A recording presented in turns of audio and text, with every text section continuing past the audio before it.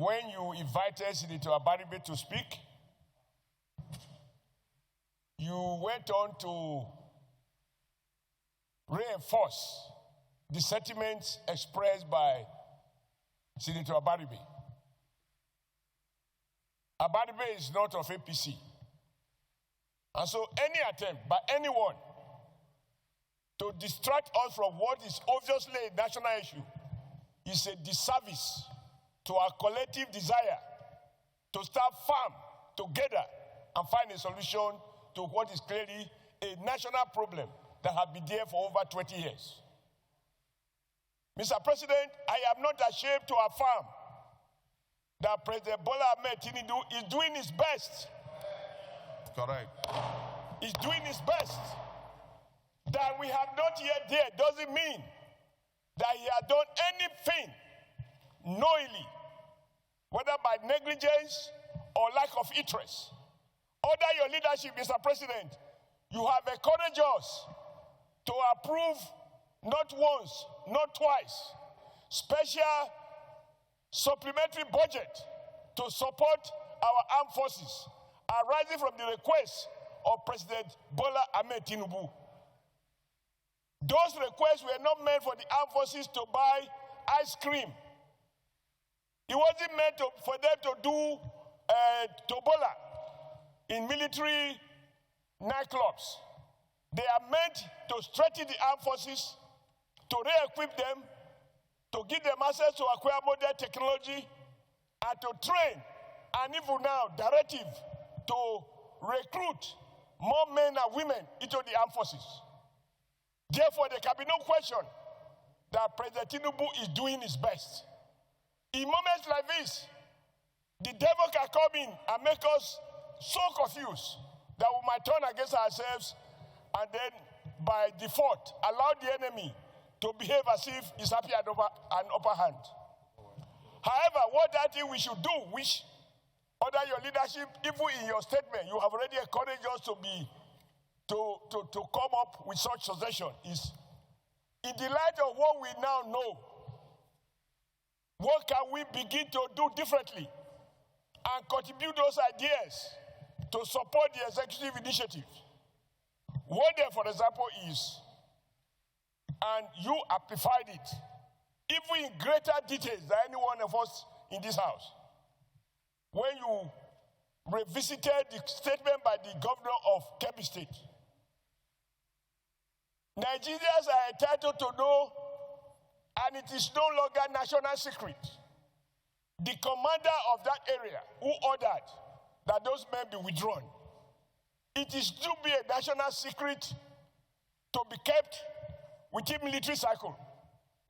Nigeria should know the name, and the person should be brought to justice under the Terrorist Act.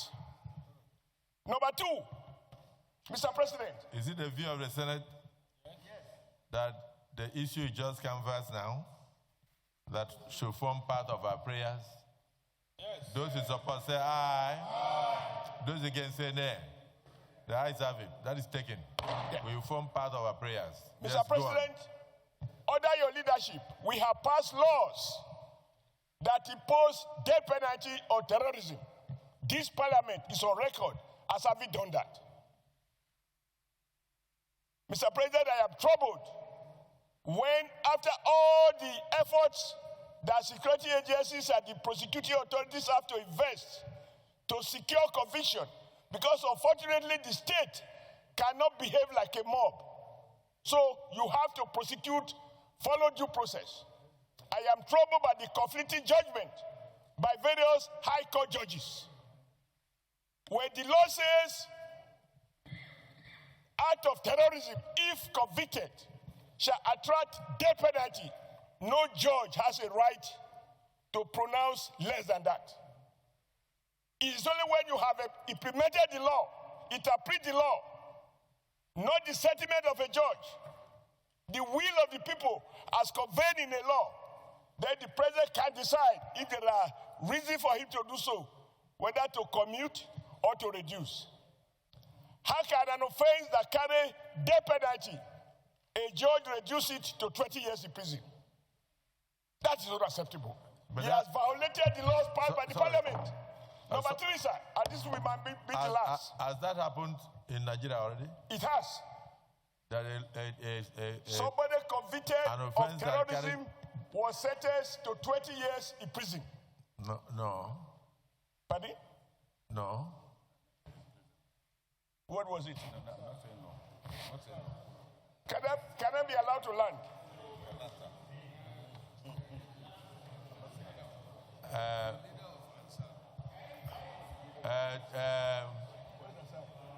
The civil senator. You have, Mr. President, that is the leader of Assad. They have a group. You have 30 seconds. A terrorist group called Assad. You have 30 seconds to land, but please be guided. Okay. Let's concentrate on the issue in discussion. I will be guided. Because we have to look at a holistic solution. Because these are sentiments that confuses our people. For example, somebody allegedly kills someone who came to attack him on his farm. And because he killed in self-defense, the man was sentenced to death.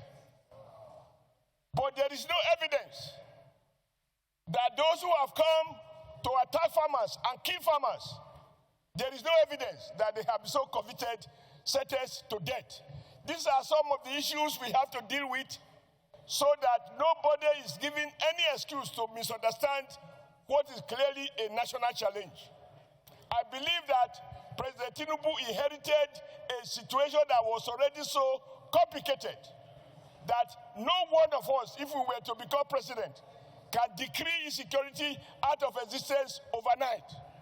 But we can begin to mobilize discernible action. We can begin to re-examine some of the discontent, but also call on the security chiefs. I am sure my colleagues here, you listen. When the chief of defense have said there is what they call war economy. That is to say, there are officers who may well be making money from this crisis. And that is why the issue of accountability, even on the part of the armed forces, is now a requirement that our relevant committees should be able to work on and ensure that we do not have saboteurs in the army or those who don't want the crisis to end, such that, we keep appropriating money, people are getting richer, and more Nigerians are being wasted. But I conclude by saying, all of us must commend the president for what he has been doing. If you see his face on television, you know that the president is not sleeping. What we need is our collective wisdom to reinforce his own limited wisdom, because nobody has monopoly of wisdom, so that together we can find a holistic solution. This situation calls for national unity. It calls for collaboration. We must not talk as Christians or as Muslims. We must not talk as Northerners or Southerners, Easterners or Westerners. It's a national challenge, and we need a national solution. Thank you, Mr. President. Prayers are multifaceted. What is happening internationally also affects us here. This renewed strength of the insurgents is as a result of the statement by the President of America that he will come in and strike to remove them. So what they are doing is also very political. They want to see how they can cause as much insecurity as possible so that it will encourage America to come in and then remove the government for them. Because as far as they are concerned, what they want is government. They are not interested in the lives of the people. So as we are speaking here, we should realize that removal of government affects, in quote, both sides. I don't like to use the word both sides. So people should not think that there is any side to insecurity. There is only one side. And that side is the protection of Nigerians. And the second aspect is that we must rise up collectively behind the leadership of the country. The president must be encouraged. We must rally around the president to do his best to minimize and stamp out insecurity and make Nigerians to sleep well. You can see in a day, you can have up to 4 or 5 of these things. I just mentioned that even yesterday night, So it's not something that the same community that those children were returned, they've gone there to go and kidnap 11 people, including a pregnant woman. So we must realize that we are under attack. We are under attack. And so we can't feel safe here. So remove withdrawal of policemen, yes, for certain VIPs, they could be replaced with the civil defense.